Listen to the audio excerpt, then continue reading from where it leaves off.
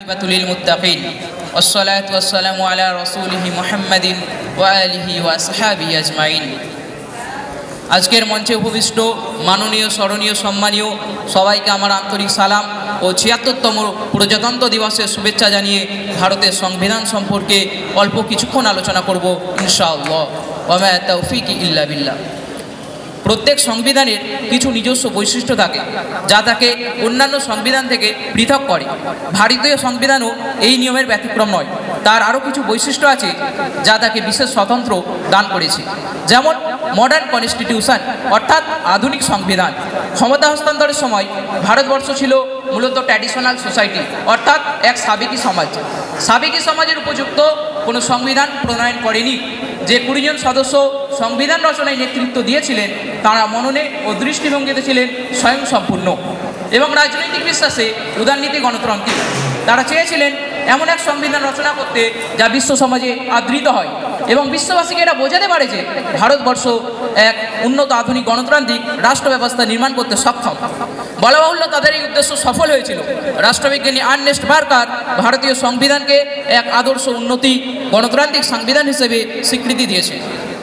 আমাদের দেশের সংবিধানে কনস্টিটিউশন অফ দ্য পিপল অর্থাৎ জনগণের সংবিধানের কথাও বলা হয়েছে।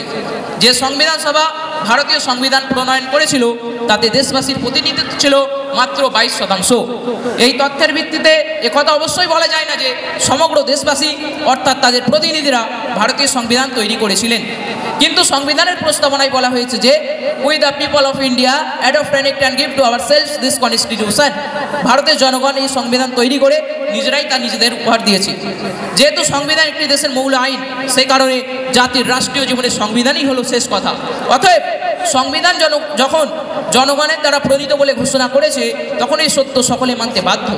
এখানে আপনাদের মধ্যে অনেকের প্রশ্ন উঠতে পারে, কেন ভারতীয় সংবিধান নিজেকে জনগণের দ্বারা প্রণীত বলে ঘোষণা করেছে? এর উত্তর খুব সহজেই অনুমেয়।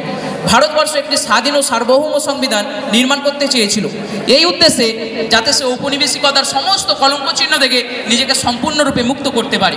এই জন্য দেখানোর প্রয়োজন ছিল যে বিদেশি শাসকের উদ্যোগে নয়, ভারতবাসীর স্বাধীন উদ্যোগেই সংবিধান রচিত হয়েছে। এই প্রেক্ষাপটে ভারতীয় জনগণকে সংবিধানের উপকার বলে ঘোষণা করা হয়েছে সংবিধানের প্রস্তাবনায়। আমরা যদি ভারতীয় সংবিধানের ২৫ থেকে ২৮ নম্বর ধারা দেখি, সেই ২৫ থেকে ২৮ নম্বর ধারা অনুযায়ী ভারত একটি ধর্মনিরপেক্ষ রাষ্ট্র। এই অর্থে যে ভারত রাষ্ট্রের নিজস্ব কোনো ধর্ম নেই। ভারত রাষ্ট্র বিশেষ কোনো ধর্মের প্রতি পক্ষপাত দেখায় না, সকল ধর্মকে সমান চোখে দেখে এবং ভারতীয় সংবিধান শুধু নাগরিক নয়, নাগরিক অনাগরিক নির্বিশেষে সকল ব্যক্তিকে ধর্মীয় স্বাধীনতার মৌলিক অধিকার দিয়েছে। এছাড়া সমতাবাদী সমাজ গড়ে তোলার উদ্দেশ্যে এবং সকলে যাতে সমান ন্যায় বিচার পায় তা সুনিশ্চিত করার জন্য ভারতীয় সংবিধান তার ১৩, ১৬, ৪৬, ৩৩০, ৩৩২, ৩৩৫, ৩৩৮ এবং ৩৩৮ ক এই কয়েকটি ধারায় অনুন্নত শ্রেণীর স্বার্থ রক্ষাতে তাদের নানা ধরনের সুযোগ সুবিধা দেওয়ার ব্যবস্থা করেছে। কোনো উন্নত আধুনিক গণতান্ত্রিক সংবিধানে এই ধরনের ব্যবস্থা নেই। এই তথ্য থেকে আমরা এটা জানতে পারলাম যে আমাদের সংবিধান কতটা উদারতা দেখিয়েছে। কিন্তু বড় আফসোসের বিষয়, বড়ই পরিতাপের বিষয়, আজ এক অশুভ শক্তি মাথাচাড়া দিয়ে উঠেছে।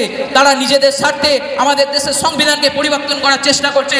তাই আমি দেশবাসীকে আজকের এই স্টেজ থেকে একটা মেসেজ দিতে চাই, আসুন নিজের সংবিধানকে বাঁচানোর জন্য, নিজের সমাজকে বাঁচানোর জন্য জাতি ধর্ম বর্ণ নির্বিশেষে আমরা সবাই মিলে একটাই চিন্তা ভাবনা করি, সবাই একই প্ল্যাটফর্মে আসি যাতে করে নিজের দেশকে উন্নত থেকে উন্নততর জায়গায় নিয়ে যেতে পারি।